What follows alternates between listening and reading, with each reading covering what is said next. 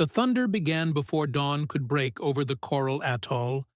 American industrial might was about to collide with Japanese spiritual warfare in ways neither side fully understood.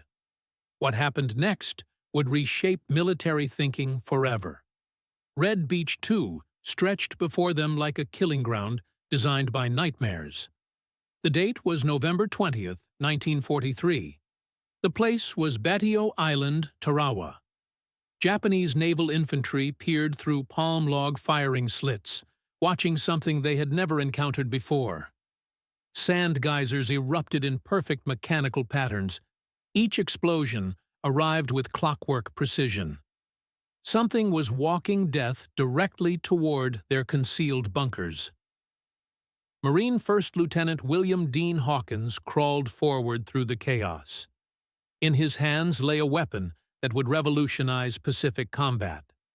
The oversized rifle he carried seemed ordinary enough.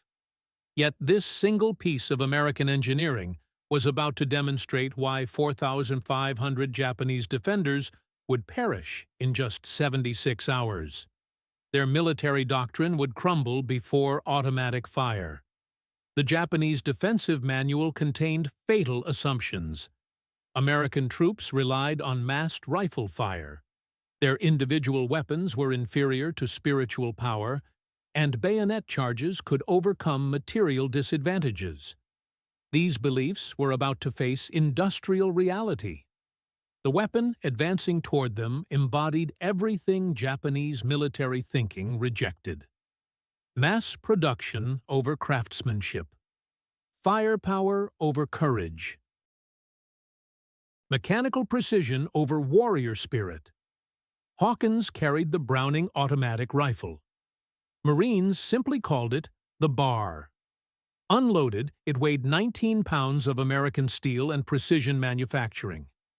Loaded with a 20-round magazine, it could deliver death at two distinct rates.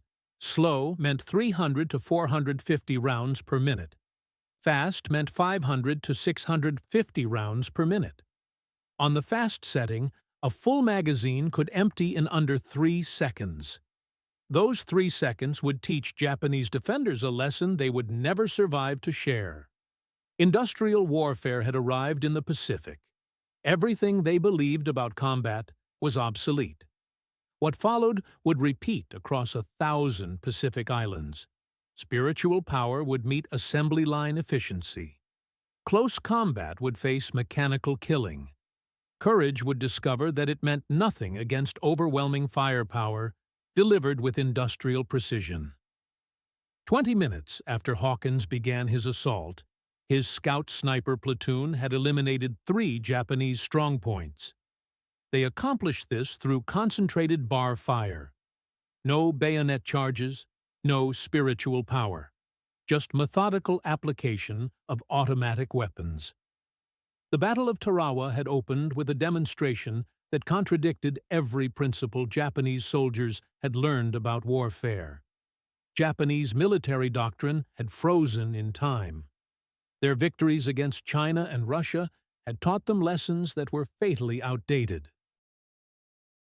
The infantry manual they carried into Pacific combat dated from 1909. 34 years of military thinking had passed them by. This manual devoted 17 pages to spiritual power and bayonet fighting. It contained only 2 paragraphs about automatic weapons. The Japanese military establishment believed in something called Yamato Damashi. This meant spiritual power that could overcome material disadvantages. The Bushido Code reinforced this thinking.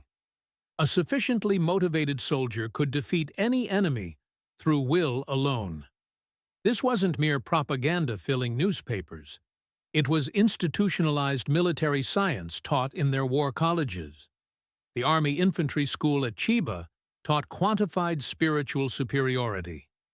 One Japanese soldier possessed the fighting power of 3 Chinese soldiers. One Japanese could defeat 2 Russian soldiers. This calculation was based purely on spiritual superiority. Mathematics of the soul, not mathematics of firepower. American industrial capacity was about to teach them different mathematics entirely. The Japanese knew automatic weapons existed. They manufactured their own light machine guns. The Type 96 and Type 99 were competent weapons by pre-war standards. Approximately 41,000 Type 96 light machine guns rolled off Japanese production lines. About 53,000 Type 99s followed them. These numbers seemed adequate by Japanese calculations. But Japanese distribution doctrine revealed their fundamental misunderstanding. These weapons were distributed at rates of 2 or 3 per company. They were treated as special support weapons requiring dedicated crews. The concept of giving every squad multiple automatic rifles was incomprehensible. Making firepower rather than valor the basis of infantry tactics violated everything they believed about warfare. This misunderstanding would prove catastrophic across every Pacific battle. Japanese soldiers would discover that American infantry squads possessed more automatic firepower than entire Japanese platoons. The bar would become the symbol of this overwhelming disparity. American mass production had democratized killing. John Browning designed the weapon in 1917. The interwar years refined it through constant improvement. By 1943, American factories were mass-producing bars in quantities that defied Japanese comprehension. Each rifle represented something Japanese military minds couldn't grasp. Ordinary American infantrymen now wielded firepower previously reserved for crew-served weapons. American production numbers told a story of industrial might. The New England Small Arms Corporation manufactured approximately 168 380 bars during the war. IBM, known to Japanese only as a business machine manufacturer, retooled their factories for weapons production. They produced 20,000 bars after converting from typewriters to killing machines. Additional manufacturers contributed to total wartime production of approximately 350,000 bars. These numbers were incomprehensible to Japanese military planners. Their weapons came from workshops where craftsmen spent weeks on single machine guns. Each weapon was hand-fitted by skilled artisans. Quality came through individual attention to detail. American mass production achieved better results faster through standardized processes. Industrial democracy was outproducing military feudalism. Marine Sergeant John Basilone understood what these weapons could accomplish. He had earned the Medal of Honor on Guadalcanal operating both machine guns and bars. His October 1942 action involved repelling approximately 3,000 Japanese attackers with automatic weapons fire. This demonstrated the devastating effect of American firepower against Japanese human wave tactics. Individual heroism amplified by industrial production. The weapons specifications told part of the story. The Bayar fired the powerful .30-06 round at variable rates up to 650 rounds per minute. Its effective range exceeded 1,000 yards. But what made it revolutionary was its employment doctrine. Every Marine rifle squad carried 3 bars by 1943. Every Army squad carried at least 1. American small units possessed organic automatic firepower that could be employed instantly. No waiting for machine gun teams to set up. No calls for supporting fire. Death was immediately available at squad level. Guadalcanal provided Japanese forces their first glimpse of what they faced. August 7, 1942, marked the first major American offensive of the Pacific War. The Battle of the Tenarue River on August 21, 1942, demonstrated the pattern of all future Pacific combat. Colonel Kiyonao Ichiki led exactly 917 men in a night assault against Marine positions. They expected to overrun Americans in hand-to-hand combat. Japanese spiritual superiority would prevail in close quarters. Instead, they ran into interlocking fields of automatic weapons fire. Bars were positioned throughout the Marine line.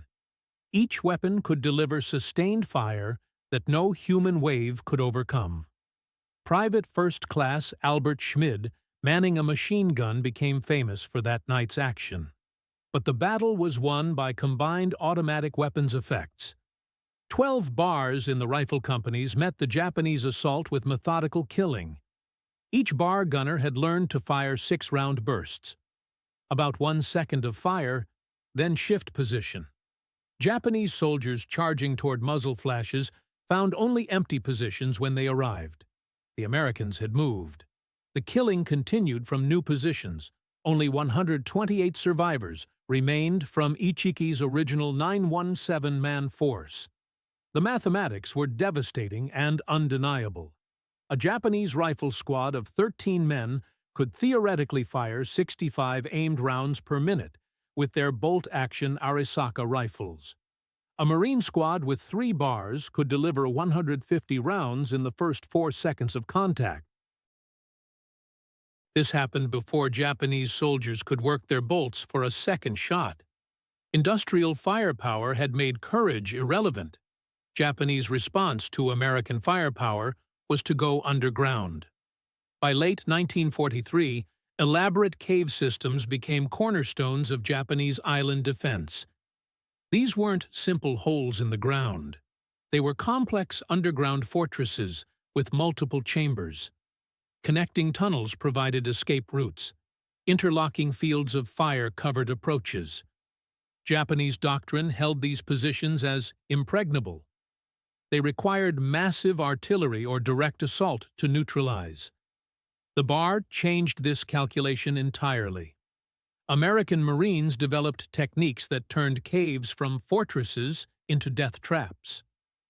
November 22, 1943, at Tarawa, Marines encountered the first sophisticated Japanese cave defenses. The technique that evolved became standard Marine procedure throughout the Pacific. Approach the cave from an oblique angle. Position the bar gunner 25 yards from the entrance.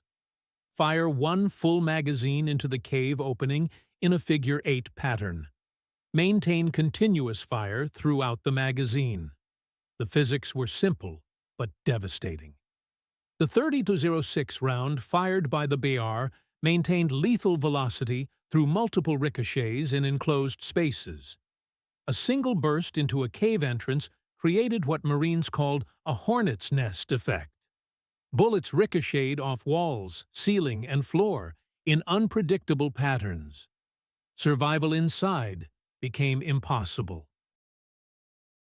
Marines discovered that a 20-round magazine fired into a cave would fill the entire chamber with bouncing projectiles. Japanese soldiers who had trained to hold these positions to the death discovered that death came before they could even see their enemy. Saipan in the Mariana Islands provided the next laboratory for American automatic weapons. June 15, 1944, Lieutenant General Yoshitsugu Saito commanded approximately 31,000 defenders in positions they considered impregnable. They had studied American tactics from Tarawa and Kwajalein. They had prepared for everything except the sheer weight of automatic firepower Americans would bring to bear.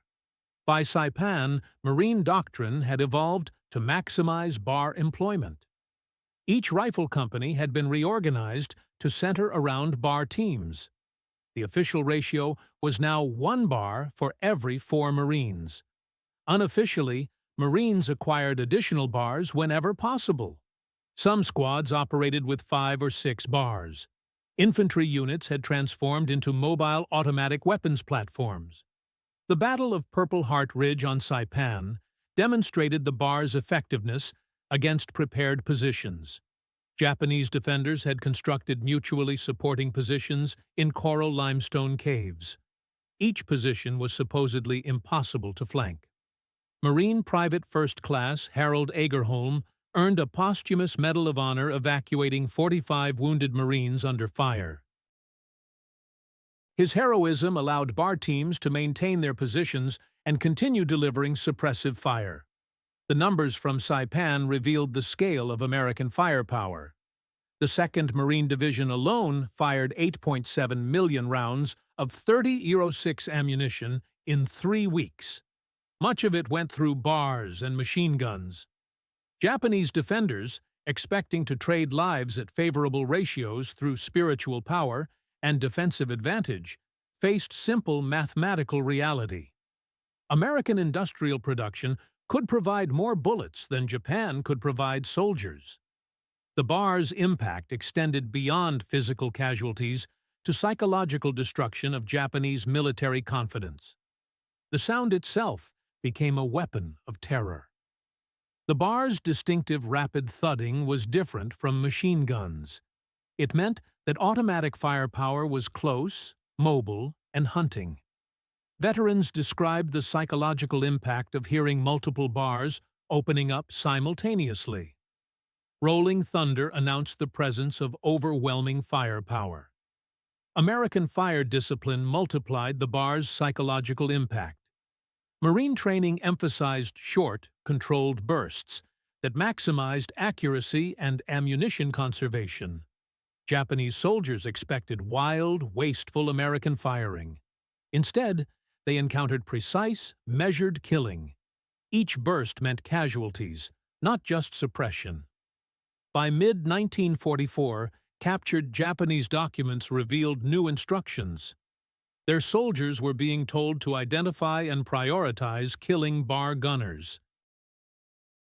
They recognized these weapons as the backbone of American small unit tactics. But identifying bar gunners in combat proved nearly impossible. The weapons moved constantly throughout engagements. Every Marine squad had multiple automatic rifles. The Americans had distributed firepower so thoroughly that targeting became futile. Kill one bar gunner, and two more continued firing. The Hydra had too many heads. Iwo Jima represented the ultimate test of Japanese defensive doctrine. February 19, 1945, General Tadamichi Kuribayashi commanded approximately 21,000 defenders. He had studied every previous battle and adapted every possible counter-tactic. His defense-in-depth strategy used interconnected tunnels extending 11 miles underground. This represented the ultimate evolution of Japanese cave warfare. Yet the Bayar had evolved too. Marines now employed specialized bar tactics developed through bitter experience. Bar up front became standard doctrine.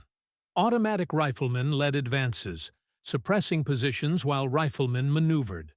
The weapon that had been primarily defensive in World War I became offensive in the Pacific. Industrial firepower was teaching new tactical lessons. Gunnery Sergeant John Basilone returned to combat at Iwo Jima. The hero of Guadalcanal was killed on February 19, 1945, the first day of the invasion. He was leading his machine gun sections forward when mortar fire killed him. He had survived some of the most intense combat of the Pacific War, only to fall in the opening hours of the final battle.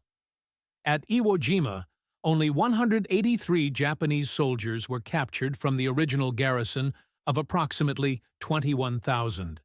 The rest died in place. Many were sealed in caves by bar fire. Marines fired an estimated 12 million rounds of small arms ammunition in 36 days. The 28th Marine Regiment alone, attacking Mount Suribachi, went through approximately 90,000 rounds of bar ammunition in 5 days. Okinawa became the final demonstration of American automatic weapons supremacy. April 1, 1945, the Japanese 32nd Army, with approximately 130,000 defenders, including Okinawan conscripts, had prepared the ultimate defense. Every lesson learned, every adaptation attempted. Yet they faced not just Marines with bars, but an American military machine that had perfected mass production and distribution of automatic firepower. By Okinawa, the U.S. military had produced over 300,000 bars. Some Army units had abandoned official organization entirely. They operated with one bar for every 2 or 3 soldiers. The 96th Infantry Division reported carrying significantly more bars than their authorized allocation. Soldiers had learned that survival meant firepower, and firepower meant bars. Colonel Hiromichi Yahara, served as senior staff officer of the Japanese 32nd Army. He was one of the few senior officers to survive the battle. His post-war accounts described American material superiority in terms that revealed Japanese recognition of their industrial disadvantage. The Shuri Line, the main Japanese defense, fell not to massive assault, but to methodical application of firepower. Cave after cave, position after position, cleared by automatic weapons fire. The Japanese had prepared for spiritual combat, but faced industrial warfare. Courage met assembly lines. Honor confronted mass production. The result was predetermined by industrial capacity, not military virtue. American factories had decided the outcome before the first shot was fired. American industrial capacity made the bar's dominance possible. While Japanese soldiers died in caves, American factories performed production miracles. IBM's factory in Poughkeepsie, New York, had previously manufactured typewriters and calculating machines. They retooled for BIR production in 1941. By 1944, IBM had produced 20,000 bars, each tested to tighter tolerances than Japanese hand-fitted weapons. The New England Small Arms Corporation produced the majority of wartime bars. 168,380 units represented a massive demonstration of American industrial mobilization. The Marlin Rockwell Corporation built new facilities specifically for BIR production, despite limited weapons experience before 1941. Even neutral Sweden's Carl Gustaf's Stadsgevärsfaktori offered to sell bars to Japan through Stockholm channels in 1943.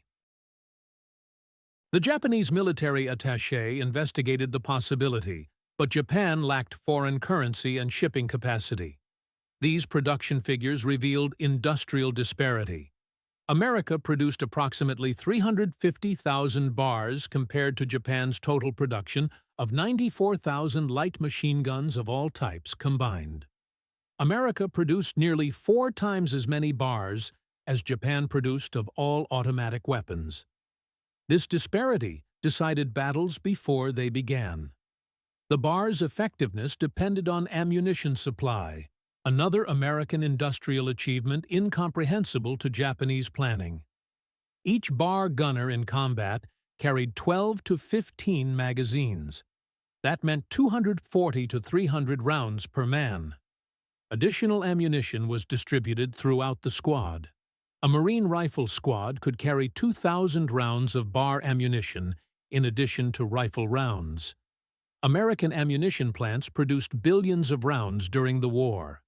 The U.S. produced approximately 47 billion rounds of small arms ammunition of all types during World War II.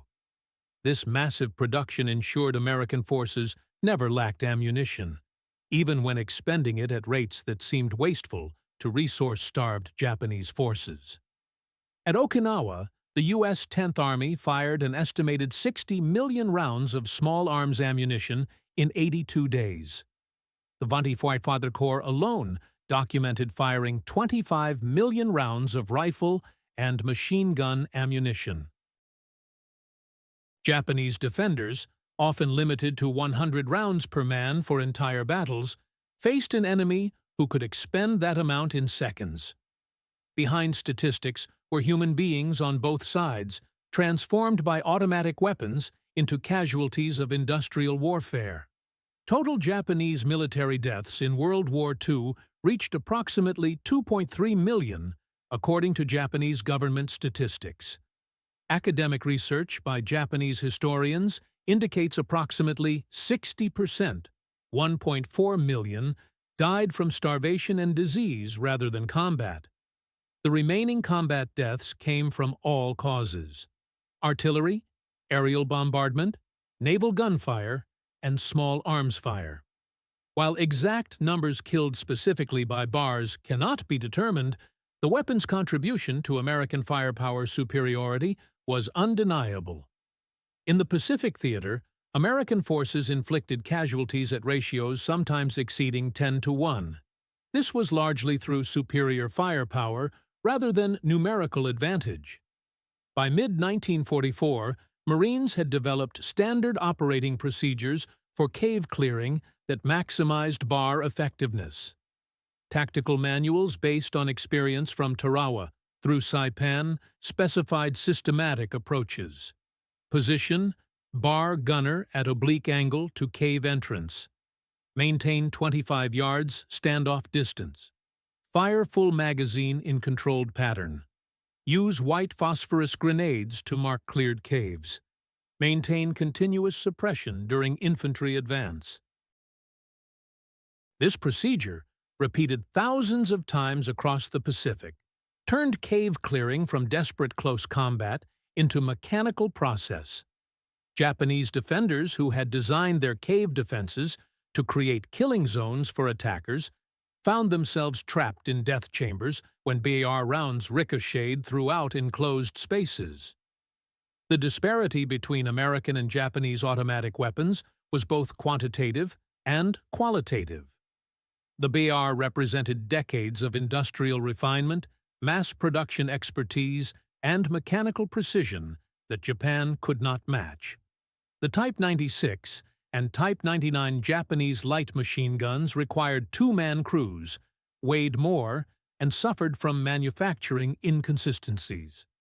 Japanese manufacturing, based on craft production in small workshops, could not achieve the tolerances necessary for reliable automatic weapons. Springs failed, extractors broke, and feed mechanisms jammed. The metallurgy alone told the story.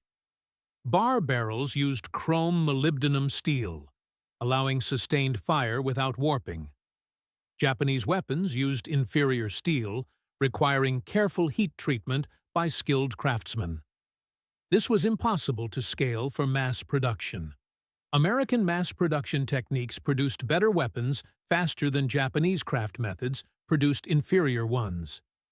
The bar transformed marksmanship from individual skill to systematic application of firepower. Japanese soldiers trained in precise rifle shooting with careful aim discovered that American automatic riflemen didn't aim in traditional sense. They walked fire onto targets, adjusting by observation of impact.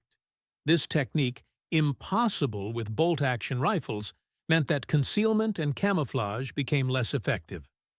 Core elements of Japanese infantry tactics lost their value. A bar gunner could process an entire hillside in one magazine, forcing hidden Japanese soldiers to reveal themselves or die in place.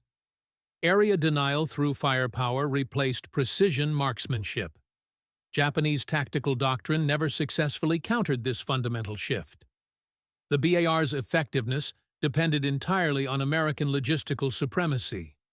Each bar in combat required supply chains stretching back to American factories, freight trains, cargo ships, and forward supply dumps. This logistical achievement was incomprehensible to Japanese military thinking. A single Marine regiment consumed approximately 40,000 pounds of small arms ammunition weekly. This required dedicated supply ships, shore parties, ammunition carriers, and forward dumps. Japanese forces expected Americans to exhaust their supplies after initial assaults. Instead, they watched as American firepower increased over time. At Ulithi Atoll, a supply base constructed from nothing in 1944, American logistics troops handled massive quantities of ammunition daily. Transport ships made continuous runs from West Coast ammunition plants to Pacific supply bases. The infrastructure required to maintain this flow represented an investment beyond Japan's entire military budget.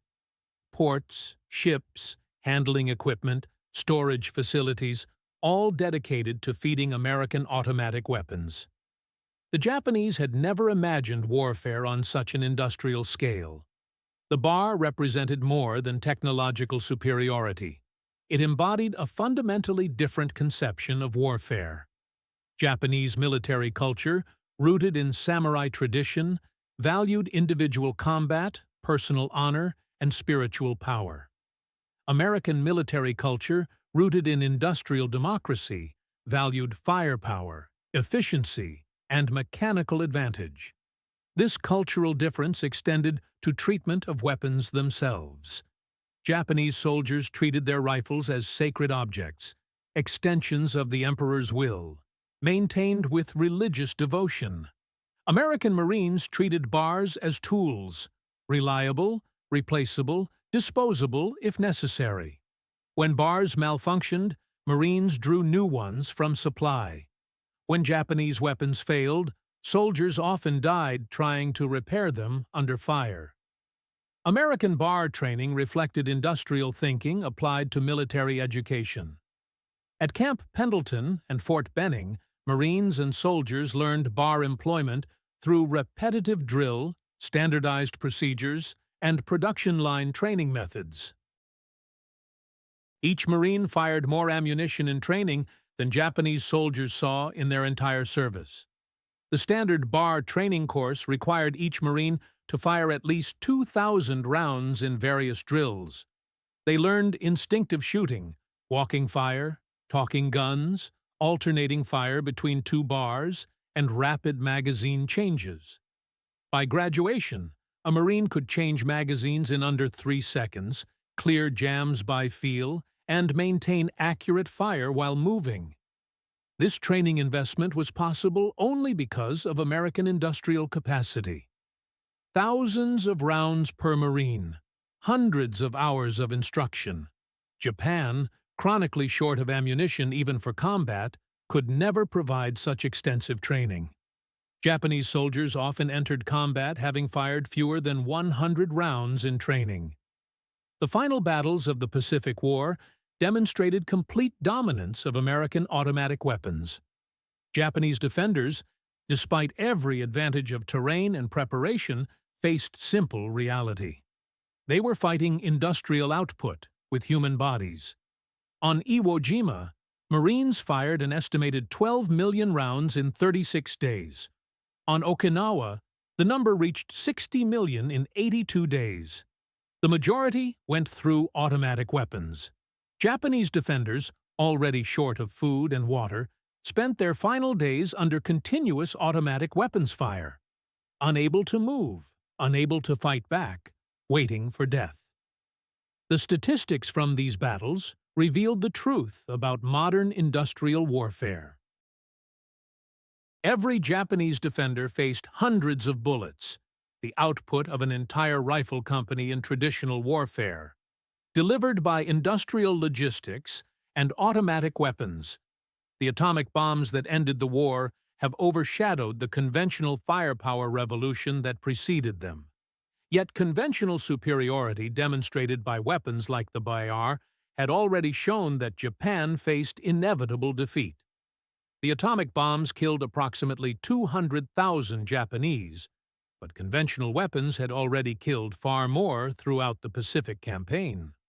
Admiral Soemu Toyoda, Navy Chief of Staff, recognized at the final imperial conferences that American conventional superiority alone guaranteed Japan's defeat. The atomic bombs accelerated surrender, but didn't change the fundamental equation. Japan could not match American industrial production of weapons and ammunition. Japanese military officers studying in America after the war discovered the true scale of American production. Official records showed approximately 350,000 bars manufactured during the war, nearly 4 times Japan's total production of all light machine gun types. Each bar cost approximately $75 to manufacture in 1944 dollars. Japanese Type 96 machine guns cost significantly more in materials and labor while delivering inferior performance. Visiting American factories in the 1950s, Japanese industrial delegations observed production techniques that explained their defeat. Assembly lines, standardized parts, quality control procedures, all elements that had produced superior weapons in vast quantities, while Japan struggled to hand-build inferior alternatives. Military historians have concluded that the bar, along with other automatic weapons, demonstrated the futility of Japanese resistance tactics. The weapon proved that in modern warfare, industrial capacity trumps warrior spirit. Production capability determines military capability. No amount of courage can overcome massive firepower disparity. Dr. Edward Drea, historian of the Pacific War, noted that American automatic weapons fundamentally changed the nature of infantry combat. The Japanese never developed effective counter-tactics because the problem wasn't tactical, it was industrial. They faced an enemy who could equip every squad with automatic weapons, supply unlimited ammunition, and replace losses immediately. Statistics support this assessment. In the entire Pacific War, Japanese forces killed approximately 111,000 Americans from all causes, while losing 2.3 million of their own. This ratio exceeded 20 to 1. While many factors contributed to this disparity, American automatic weapons superiority played a crucial role. The bar's impact extended far beyond military defeat to transform Japanese society itself. The weapon that destroyed Japanese militarism also demonstrated the power of industrial democracy. Post-war Japan embraced the very values the bar represented: industrial efficiency, technological innovation, mass production excellence. Japanese companies founded after the war by veterans who had witnessed American industrial might applied lessons learned from observing American production superiority. Honda, Toyota, Sony, companies that understood national power came not from military conquest, but from industrial capacity. Japan's economic miracle was built partly on lessons learned from witnessing American industrial warfare. When the newly formed Japanese Self-Defense Forces received military aid from America in the 1950s, they were equipped with American weapons, including BARs. Approximately 10,000 were provided through military assistance programs. Japanese soldiers now trained with the very weapons that had defeated their predecessors. Ironic culmination of transformation from militarism to alliance with industrial democracy. In later decades, American and Japanese veterans met at battlefields for reconciliation ceremonies. At these meetings, former enemies discussed their experiences with remarkable candor. American bar gunners and Japanese infantry survivors shared perspectives on the weapon that had defined their combat experience. These reconciliation meetings revealed shared understanding. Both sides had been caught in forces beyond their control. American Marines with their bars had been instruments of industrial democracy. Japanese soldiers had been servants of military feudalism. The collision between these systems had produced tragedy on massive scale, but also transformation. At a 1995 ceremony on Iwo Jima, marking the 50th anniversary of the battle, American and Japanese veterans placed wreaths together at memorials. They recognized that weapons that had killed so many had also ultimately ended a war and transformed a nation. The BAR had been an instrument of destruction, but also liberation from militarism. Final accounting of the BAR's impact on the Pacific War reveals the scale of industrial warfare. Production comparisons show bars manufactured at approximately 350,000 units. Japanese Type 96 LMGs totaled approximately 41,000. Japanese Type 99 LMGs reached approximately 53,000. American advantage stood at 3.7 to 1 ratio. Combat statistics tell the story. Tarawa saw 3 million rounds fired in 76 hours. Saipan consumed 15 million rounds in 3 weeks. Iwo Jima required 12 million rounds in 36 days. Okinawa used 60 million rounds in 82 days. Casualty ratios in the overall Pacific theater reached approximately 20 to 1 Japanese to American deaths. Japanese military deaths totaled 2.3 million. Deaths from starvation and disease accounted for 1.4 million, 60% of the total. Combat deaths from all causes totaled approximately 900,000. These numbers tell a story of industrial asymmetry that no amount of courage could overcome. America could lose 10 bars for every Japanese automatic weapon and still maintain superiority. They could fire hundreds of bullets for every one Japan possessed. They could equip every squad with firepower Japan couldn't give to companies. The bar forced fundamental changes in military thinking that went far beyond the Pacific War. The weapon proved that portable automatic firepower distributed at squad level was more effective than concentrated machine gun positions. This lesson, learned through destruction of Japanese forces, would shape military doctrine worldwide. The Soviet Union, observing American success, accelerated development of assault rifles. The AK-47, designed shortly after the war, was explicitly intended to give every soldier automatic firepower. China, studying Japanese defeats, restructured its military around automatic weapons.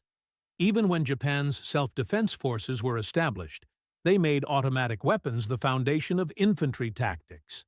The transformation was complete. Warfare had evolved from individual marksmanship to industrial firepower, from warrior prowess to production capacity, from spiritual power to mechanical advantage.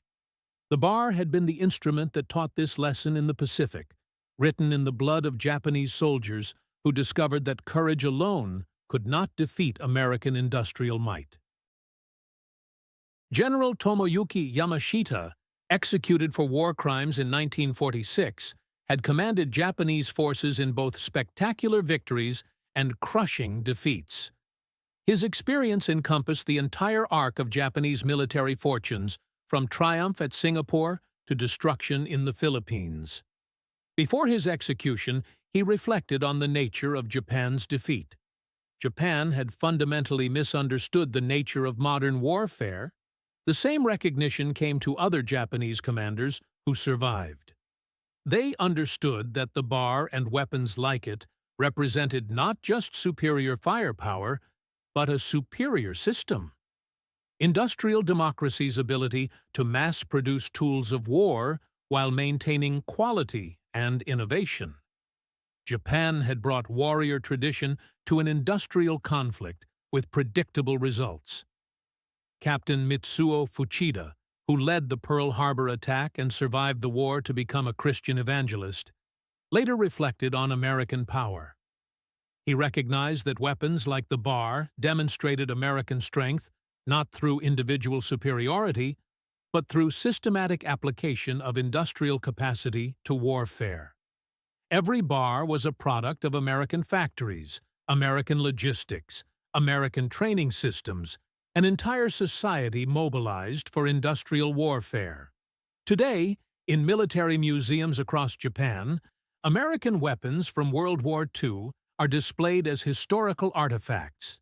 These displays often include the bar, recognizing its role in the Pacific War. Japanese visitors, especially younger generations, study these weapons to understand how their nation's militaristic past was defeated by industrial democracy.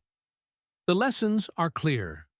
National strength in the modern era comes not from warrior spirit, but from industrial capacity, not from willingness to die, but from ability to produce, not from individual courage, but from systematic organization. The bar taught these lessons to Japanese soldiers who had no choice but to learn them in combat, where the price of education was paid in blood. The transformation of Japan from militaristic empire to peaceful economic power was built partly on lessons learned from facing American automatic weapons. The BAR didn't just kill Japanese soldiers, it killed Japanese militarism, demonstrating conclusively that industrial capacity, not spiritual power, determined victory in modern war. Lieutenant General Mitsuru Ushijima commanded the Japanese 32nd Army on Okinawa, the last major battle of the Pacific War. On June 22, 1945, facing inevitable defeat, he committed ritual suicide along with his chief of staff. His final orders to his troops acknowledged the futility of further resistance against American material superiority. Ushijima's death marked the end of organized Japanese resistance in the Pacific War. American forces that defeated him possessed overwhelming advantages in every category: artillery, air support, naval gunfire, and especially automatic weapons. The bar had been just one component of this superiority, but it symbolized the entire industrial advantage that made American victory inevitable. Cave entrances on Pacific Islands, still scarred by bullet impacts, stand as monuments to the collision between two military philosophies. In those scars lies the story of how America's automatic rifle didn't just win battles, but demonstrated the fundamental transformation of warfare from individual combat to industrial process. The echo of bar fire across Pacific Islands was more than the sound of victory. It was the industrial age announcing its dominance over all previous forms of warfare. Japanese soldiers dying in caves from ricocheting rounds they never saw coming were witnesses to the terrible efficiency of modern industrial democracy.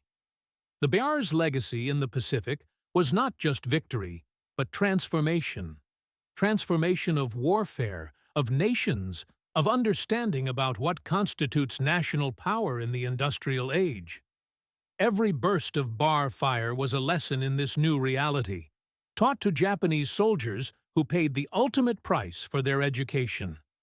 In the end, the Browning automatic rifle achieved what no treaty or negotiation could have accomplished. It convinced Japan, through overwhelming demonstration, that military aggression against industrial democracy was not just inadvisable, but impossible. That lesson, learned in blood on Pacific Islands from Guadalcanal to Okinawa, created the pacifist Japan that would become America's strongest Asian ally. A transformation began when the first Marine bar gunner pulled his trigger and started teaching the terrible mathematics of modern war. The story of the bar in the Pacific is ultimately a story of how industrial capacity defeats warrior tradition, how mass production overcomes individual courage, how modern warfare rewards not the bravest soldiers, but the most productive factories. It's a lesson written in thousands of cave entrances across the Pacific, each one scarred by bar rounds that ricocheted through the darkness, bringing death to soldiers who had believed that spirit could triumph over steel. That belief died with them. From its death came a new Japan, one that understood that true national power comes not from military conquest, but from economic development, not from warrior tradition, but from industrial innovation, not from willingness to die, but from capacity to produce. The Browning automatic rifle had delivered this lesson in the only language war understands: overwhelming, undeniable, lethal force. The mathematics of industrial warfare had spoken with finality that no courage could answer, no spirit could overcome, no tradition could survive. The age of the warrior had ended. The age of the factory had begun.